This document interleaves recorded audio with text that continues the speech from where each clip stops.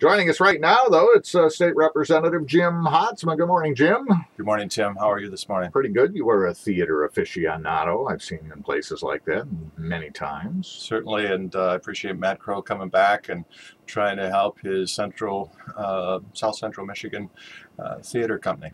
Yeah, I was talking to him a little bit in advance of our interview, and you know, Marshall especially has just been ahead of the curve in terms of getting young kids on stage and teaching them performance stuff. And as a result of having the Frank Center there, kind of an art center, if you will, and a very supportive high school program. And so a lot of these kids go on and have careers. You know, we've had several people that have had good careers now in performing arts coming out of Marshall as a result. I wish we had more of a art center here, performing arts center in Battle Creek. We really don't have that. I think what to do is trying to change things up and bring more of that to Battle Creek. But yes, I'm envious of Marshall and what they bring to youth theater. And Matt Crow is an example of what might come from that in terms of professional theater. Yeah. What you mentioned What to Do Theater now with the support of our Battle Creek Community Foundation. They're going to be kind of evolving and hopefully taking it to the next level, and some remodeling I think is scheduled for our Cool Family Center. Yes. And so yeah, that's very exciting. And so yeah, that could well have a very positive result in that area. Sure, I think it's going to be great to see live theater back downtown in Battle Creek. Couple of things I wanted to bring up today while we've got you here. One of them is Attorney General Dana Nessel kind of putting the kibosh on action that came from the lame duck session of the legislature in November, December, where they decided to go ahead with this Mackinac Straits utility corridor. And now the Attorney General has pretty much put the axe to that, and now there's a resolution to urge the Attorney General to reverse her opinion on the constitutionality of Public Act 359 of 2018 and urge the governor to follow the laws enacted and proceed with that Mackinac Straits utility corridor. Now, where are you at on this utility corridor? Well, I don't support the resolution that's presented, the one that you described. Dana Nessel is correct. This was pushed through very quickly in lame duck last December, and her position, I think, is well articulated. A lot of times the legislators don't know what's in a bill because it's not as advertised, and her position is that this bill was not as described, and consequently it's unconstitutional. We're yet to see where that all comes, but I think that from my perspective, these are just resolutions meant to express displeasure with the Attorney General or on some other issue. And I went to Lansing to focus on roads, water, public K-12 education and higher education, and not engage in political stunts. So, well, some would say, yeah, but also this is the Attorney General doing a political stunt, voicing her displeasure at the lame duck legislative action. And so the bottom line is what's best for Michigan here. It's yet to be seen whether, in fact, her position on this is one. I'm confident this will go to courts. Yeah. Whether this is one that the courts will embrace, but I think her legal position is well laid out, and as a lawyer I think that she's got grounds on which to make this declaration of the unconstitutionality of that action in December. Okay, well then all of that legal and all of that stuff aside, what's the answer here? I mean, if we don't do anything, we've got a pipeline up there under our Straits of Mackinac that's very old, and a lot of people are very concerned about it. And there was also an opportunity for a lot of economic growth in that area, which could certainly use it as a result of the construction. What do you want us to do about this pipeline? I'd rather that we not have a pipeline through the Straits of Mackinac. Given what we've had here in Talmadge Creek, Kalamazoo River, Emmett Township, Battle Creek, downriver to Morrow Lake, just in 2010. And given the fact we still have airboats on the Kalamazoo River going past my office, I think we have a unique ability to see what happens if we disregard our natural resources for other reasons. And I think that if we were to have a burst in pipeline in the Straits of Mackinac, we'd have a really, really, really expensive disaster. And we almost had that in April 2018 when there was an anchor strike. Mm-hmm. And back in 2017, I went up to Mason, Michigan, and heard a review of some study about Line 5. And anchor strike was not something that experts weren't predicting might happen. So right now, I think we're playing with fire in relation to those twin 60-plus years old pipelines going through the Straits of Mackinac. And if we had built a tunnel as presented in December, still may happen, that pipeline would still continue during the 8-10 years of construction of the tunnel. So then, what do we do? What's the do we shut that line down immediately, and how do we move that petroleum? So I'm not an engineer, but I look at things from a cost-benefit analysis, and from my perspective, Tim, we'd be wise to come up with some other ideas on how to transport Canadian crude oil from one part of Canada to a different part of Canada than through our Straits of Mackinac through the Great Lakes. All right, fair enough. Another issue that's kind of come up, and it's another legal issue, counties profiting from the sale of foreclosed properties. Basically, if a county in Michigan takes ownership of a property for unpaid property taxes, they're allowed to sell that property and keep any extra money above the amount of taxes owed. You know, for example, John owns his house worth $100,000, owes $20,000 in unpaid property taxes.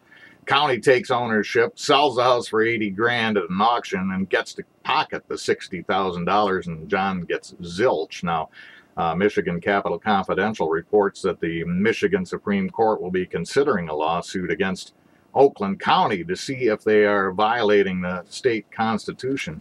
Do you have any concerns or thoughts about this procedure? Sure. We have concerns. We had concerns as county board members, and our county treasurers,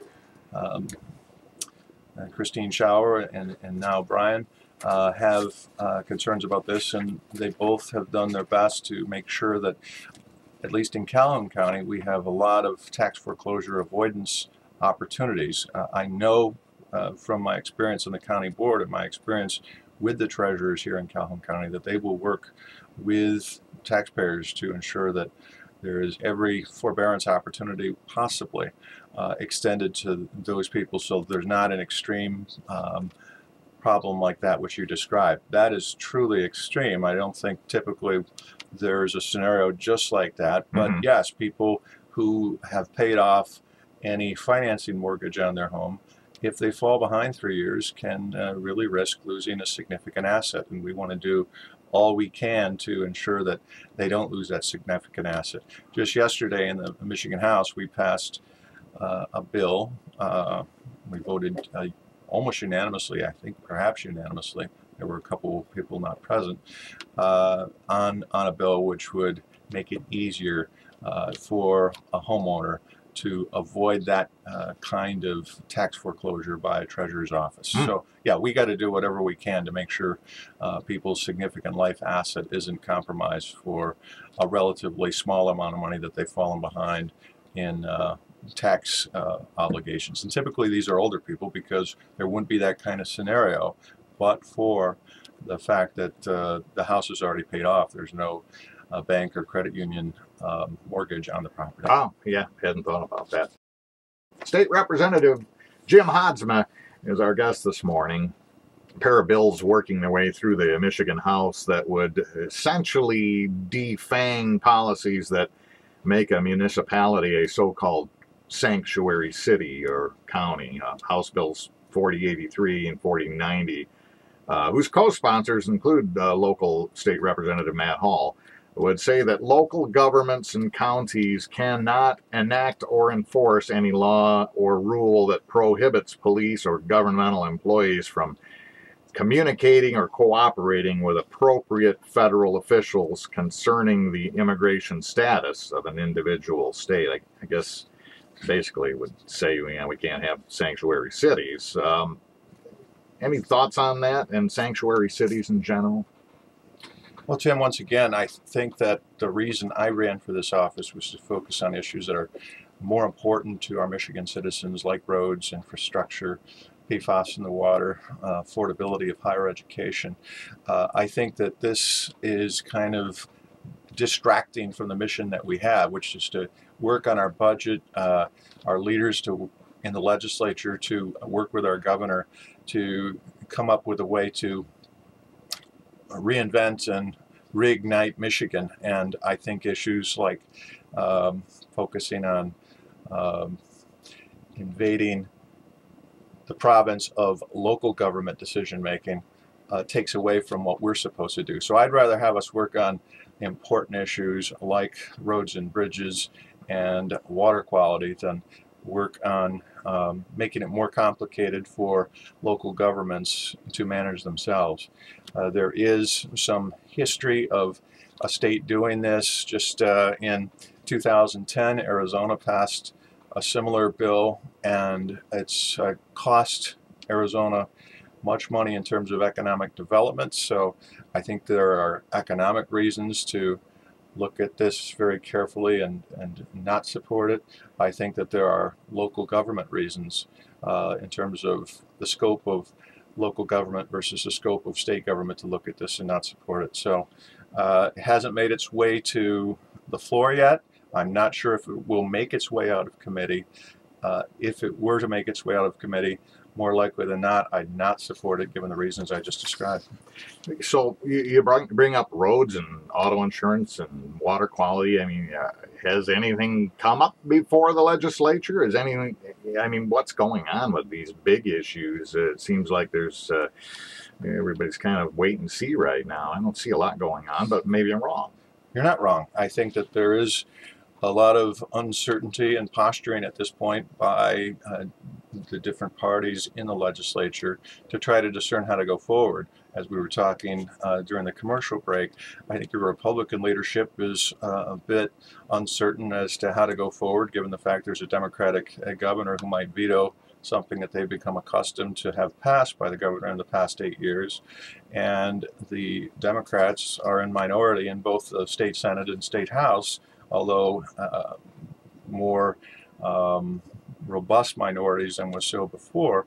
So it's a new kind of experience with different leadership, and in a time of term limits, I think different people are coming forward with ideas. But the central way we need to proceed right now is to, from my perception, work with the governor to come forward with a compromise on the state budget. And I think we're behind schedule in terms of doing that. I'd like to see us get back on schedule. I'd like to see us come up with if we're not happy with her plan, different plan, so she can perhaps make a compromise with us. That's how these kinds of things are supposed to work. And we're now at this point over a month since the governor presented her opening proposal, and there's been no counter proposal. So I'm waiting for another plan to come back to her. Yeah, I'm kind of waiting for a counter proposal too. I mean, you could see posturing by both sides. I mean, the governor in her budget suggests a 45-cent gas tax that every one of us pay to fix Detroit's roads, and that's certainly, I guess we're waiting for the counter proposal to that. But what's the solution now? Is the solution a lesser amount of tax? And what about this idea of coming up with a pool of money that circumvents Public Act 51 and puts the money directly to the roads most traveled, which are all Detroit's roads? I definitely agree that we need to come up with a proposal and counter to that which the governor has presented, and allow the governor to come back and negotiate this so we have a resolution by the end of the summer, if not by midsummer. In terms of Public Act 51 or the proposal the governor has made in relation to roads that are most important to economic development being most spotlighted.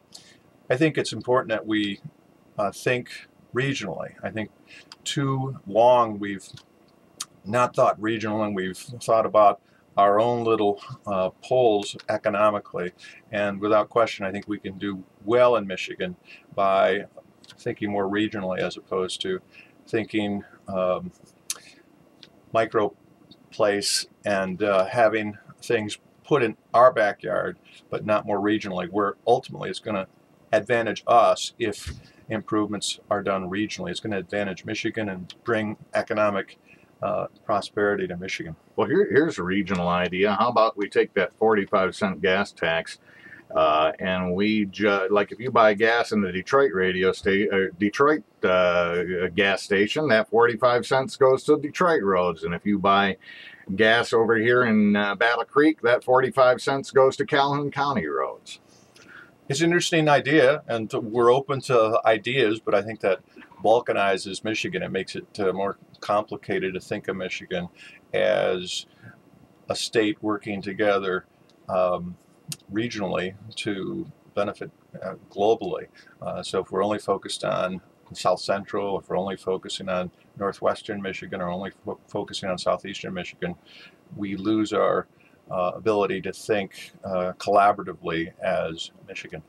But you can see, you know, the concerns that I and many others have. You know, 45 cents a gallon more is an awful lot to be fixing the roads in Farmington Hills. It's an awful lot to fix the roads, especially with the recent, in the last several weeks, increase in gas prices. So that volatility in gas prices and the fact that some of that is absorbed, we just go and we pay $2.99 as opposed to $2.25 a gallon, suggests that at least a gas tax increase of some sort, as was undertaken in 2015, is a revenue source that ought to be considered when they negotiate how we're going to get more revenue into our budget. We without question, have a $2.5 billion need for infrastructure. Everybody agrees on that, and we have to find the revenue. When I need a roof repaired and there's rain coming through my roof, I don't think I can't afford it and consequently just ignore it. This is something that we have to, in an adult manner, confront at this time, because I think for the last almost 40 years we've kicked the can down the road. State Representative Jim Haadsma, I hope next month when we talk to you there's some news of at least some counter proposal, mainly for these roads, and then we can get moving on it, because I mean, once we finally figure out what we're going to do, it's still a delayed reaction. I mean, it's going to take time to actually make a difference, and as we've said before, the decay is exponential, and so are the costs. Tim, I'm hopeful as well. I have regular coffee hours. I have a coffee hour scheduled the first Saturday of the month, every month now, over at Mr. Don's. I know they're a sponsor here. Between 10 and 12 noon. And we, first of the month, have them at different places like Kim and Lynn's Meat Market, and I think we had one at Continental Bakery. So look forward to that. And Governor Whitmer will be coming to Battle Creek on the 29th of April. And right now, I've got her proposed to speak at the Rotary Club downtown on the 29th of April. Well, great. We can't wait to hear some ideas. If you have some ideas, go on out to one of those coffee meetings and let State Representative Jim Haadsma know what you think. And we'll talk to you again in a month, Jim. Thanks. I appreciate it.